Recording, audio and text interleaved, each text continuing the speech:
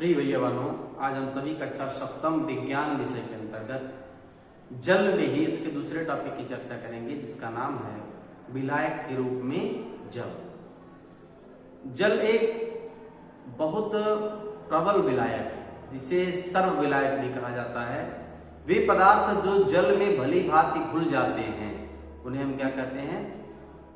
जैसे लवण हो गया, शर्करा हो गया, अम्ल हो गया, क्षार और कुछ गैसें, विशेष रूप से ऑक्सीजन, कार्बन डाइऑक्साइड, उन्हें हाइड्रोफिलिक, जल को प्यार करने वाला हाइड्रोफिलिक कहते हैं, कहा जाता है। जबकि दूसरी ओर जो पदार्थ हैं अच्छी तरह से जल के साथ मिश्रण नहीं कर पाते हैं, नहीं हो पाते हैं, जैसे कि वसा है, तेल है। आप तेल को क्या देखेंगे कि दोनों अलग अलग हो जाते हैं, मिश्रित नहीं हो पाते हैं। उसको हम कहते हैं हाइड्रोफोबिक, जल से डरने वाले। ठीक है, उन्हें हम क्या कहते हैं? जल से डरने वाले, हाइड्रोफोबिक, वो जो जल में विलीय नहीं होते हैं।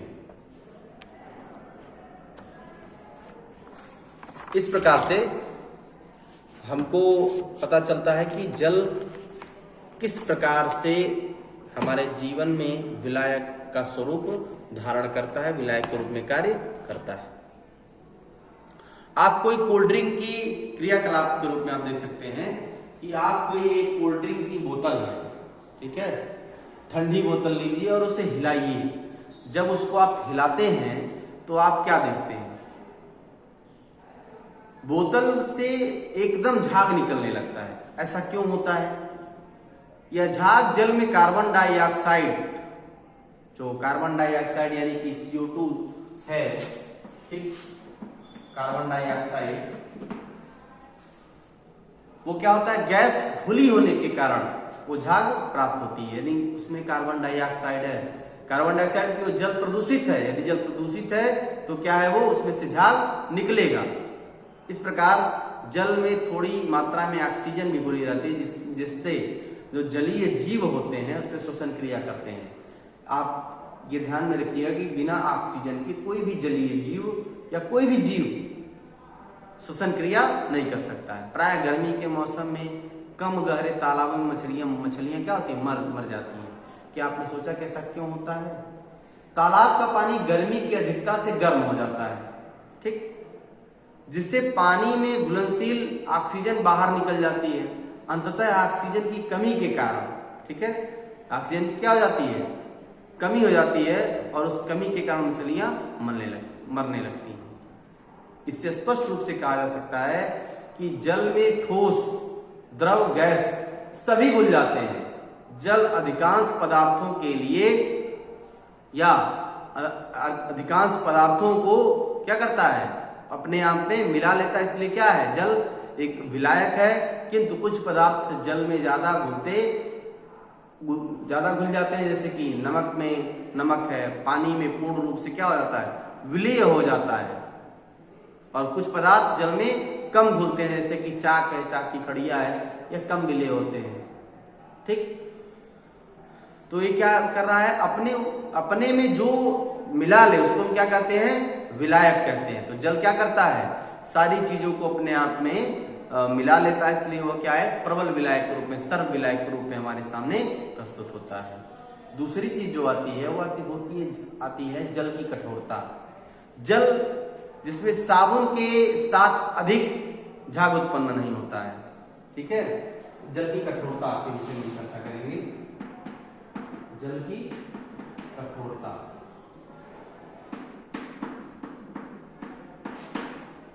अब जल की कठोरता कैसे होती है? ऐसा जल जिसमें साबुन के साथ अधिक झाग उत्पन्न नहीं होता है, कठोर जल कहलाता है, ठीक है, हार्ड वाटर कहलाता है।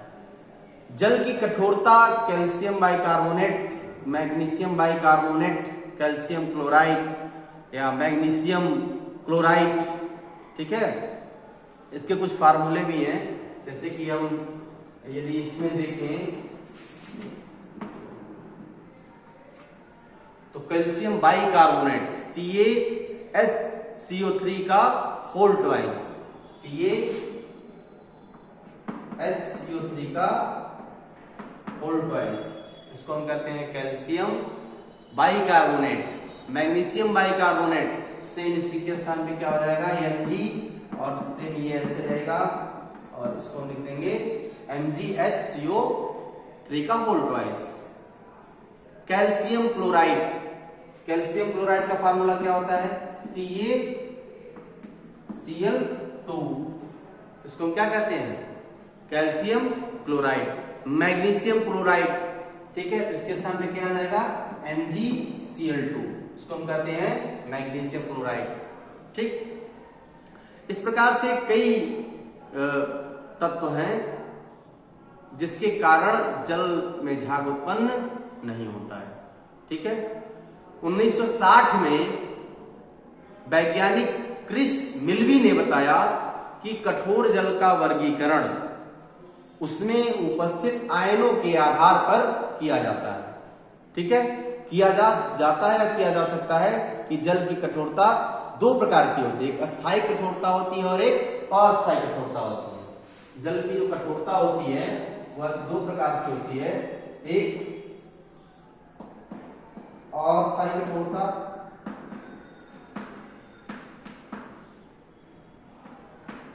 और एक अस्थायी कठोरता।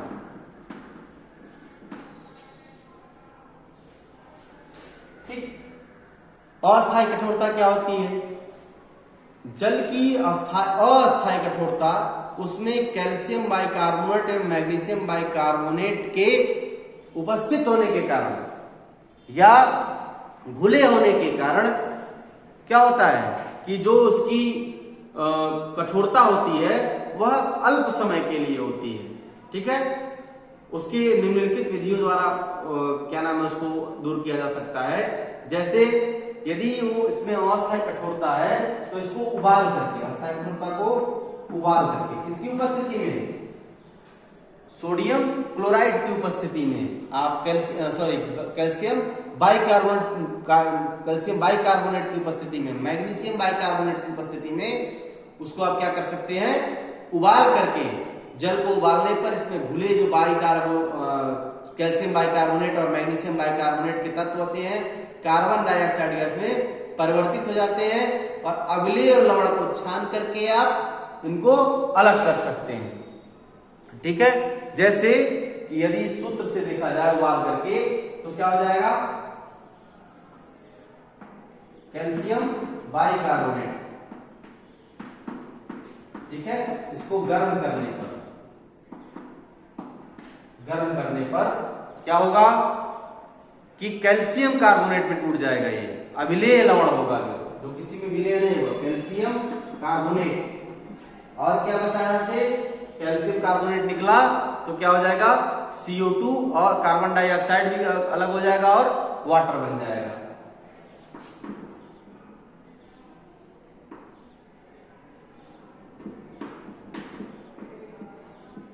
इस प्रकार से इस समीकरण को हम लिख सकते हैं।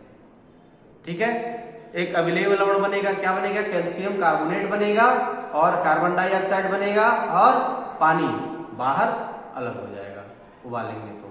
ठीक है, दूसरी जो विधि है वो चूना मिला करके। ठीक है, चूना मिला करके कैसे करेंगे कि यदि कैल्शियम बाइकार्बोनेट को चूना मिला दें, CaHCO3 का होल ट्वाइस, और इसमें चूना मिलाएंगे तो जो चूने का फार्मूला होता है CaOH का whole twice, calcium hydroxide. Calcium hydroxide को मिला देंगे तो क्या बन जाएगा वो CaCO3, कैल्शियम कार्बोनेट बन जाएगा। ठीक है, कैल्शियम कार्बोनेट बन जाएगा और क्या बनेगा H2O बाहर हो जाएगा। इस प्रकार से हम जल की कठोरता को चूना मिलाकर भी अलग कर सकते हैं। अब आगे की वीडियो में हम चर्चा करेंगे अस्थायी कठोरता की, अस्थायी कठोरता को कैसे दूर किया जाता है। धन्यवाद।